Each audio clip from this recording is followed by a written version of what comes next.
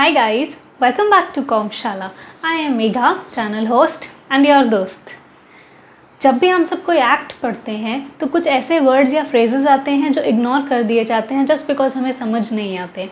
But believe me, उन words या phrases को इग्नोर कर दिए जाने से उस पूरा पैराग्राफ का इंटरप्रिटेशन रॉन्ग हो जाता है। पहला, notwithstanding anything contained in any other provision. दूसरा, save as otherwise provided in this act. आप कोई भी एक्ट पढ़ लीजिए, companies act, income tax act, GST act, इन दो फ्रेजेस से आपका सामना डेफिनेटली होगा। सो आज की वीडियो में मैं इन्हीं दो फ्रेजेस की इंपॉर्टेंस और मीनिंग विद एग्जांपल्स आपको समझाने की पूरी कोशिश करूंगी। Let's begin. Notwithstanding anything contained in any other provision of this act. This means that even if something is written that is opposite in meaning to the provision will still apply. It simply means that the provision will always apply. इसका मतलब ये notwithstanding anything वाले line के बाद जो भी paragraph लिखी है उस बारे में अगर इस एक्ट में आपने कहीं और पढ़ा है तो वो अप्लाई नहीं होगा। हमेशा ये वाला जो आप पढ़ने वाले हो ये पैराग्राफ हमेशा सुपरसीड करेगा, हमेशा उसको ओवर रूल करेगा और ये हमेशा अप्लाई होगा। एक सिंपल एग्जाम्पल से समझते हैं। जैसे कि एक्ट में एक जगह लिखा हो कि कृष्णा विल मैरी राधा, दूसरी जगह लिखा हो कृष्णा विल मैरी मीरा, और फाइनली एक जगह इस तरह लिखा हो notwithstanding anything contained in any other provision of this act Krishna will marry Rukmini.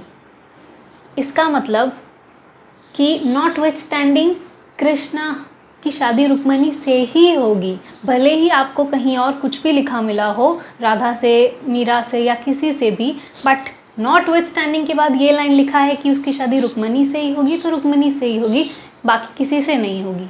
तो आई होप इस एग्जाम्पल से आपको समझ में आया होगा। अब कंपनीज एक्ट 2013 से आपको रियल एग्जाम्पल बताती हूँ।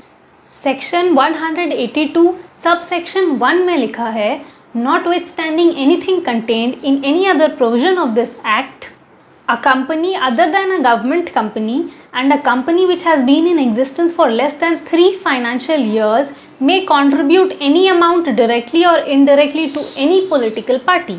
इसका मतलब ऐसी कंपनी जो गवर्नमेंट कंपनी नहीं है और जिसको बने हुए 3 साल से कम हुए हैं, वो कंपनी कितनी भी amount as a political contribution दे सकती है।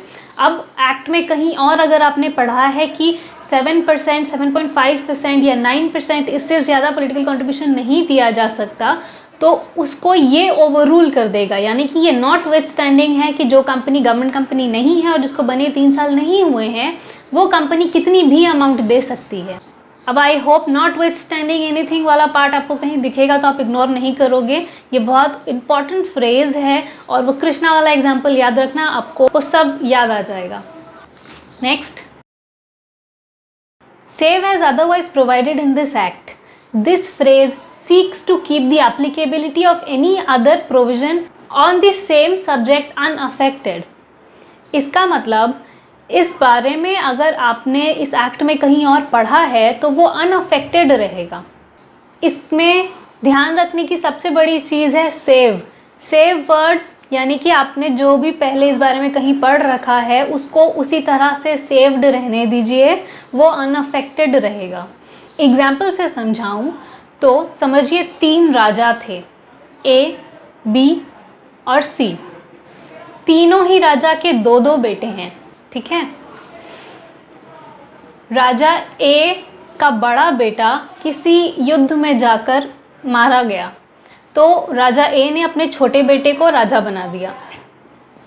राजा बी का बड़ा बेटा उतना तेज दिमाग का नहीं था तो उन्होंने अपने छोटे बेटे को राजा बना दिया। राजा सी के दोनों ही बेटे स्वस्थ और दोनों ही बेटे का दिमाग तेज था। अब राजा सी कंफ्यूज्ड कि बाकी दोनों राजा ने तो छोटे बेटे को बनाया, मैं किसको बनाऊं।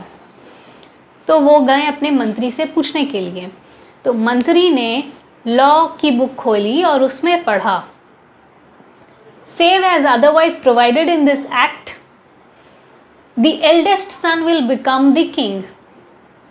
यानी कि कहीं और अगर कुछ एक्सेप्शन है, प्रोवाइडेड या कहीं कुछ लिखा है तो वो वैसे ही रहेगा। जहाँ कन्फ्यूजन है, जहाँ कुछ लिखा नहीं है, वहाँ पे बड़ा बेटा ही राजा बनेगा।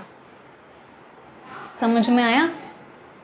आई थिंक ये एग्जाम्पल बहुत हेल्पफुल रहेगा, इसको भी ध्यान रखिएगा जब भी सेव एज अदरवाइज वाला फ्रेज कहीं पढ़ें। अब कंपनी लॉ से रियल एग्जाम्पल आपको बताऊं।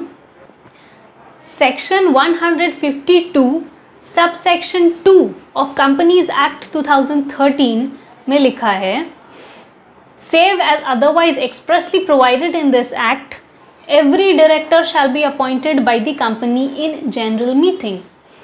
यानी कि अगर कहीं प्रोवाइडेड है कि डायरेक्टर किसी और ज़रिए से अपॉइंट होगा तो वो उसी ज़रिए से अपॉइंट होगा, लेकिन जहाँ प्रोवाइडेड नहीं है वहाँ जनरल मीटिंग में ही अपॉइंट होगा। ठीक है? सो आई एम श्योर अगर आपने ये पूरी वीडियो अच्छे से सुनी है तो आपको आगे कभी भी नॉटविथस्टैंडिंग एनीथिंग और सेव एज अदरवाइज प्रोवाइडेड इन दो फ्रेजेस को इग्नोर करने की ज़रूरत नहीं पड़ेगी। आपको अच्छे से समझ में आ जाएगा कि ये दोनों कितने इंपॉर्टेंट फ्रेज हैं। इसको उल्टा अंडरलाइन करके रखना चाहिए कि जहाँ जहाँ ये लिखा है वो इंपॉर्टेंस डिनोट कर रहा है। If you find the video helpful, please share it with your friends and do like the video and subscribe the channel. Thank you.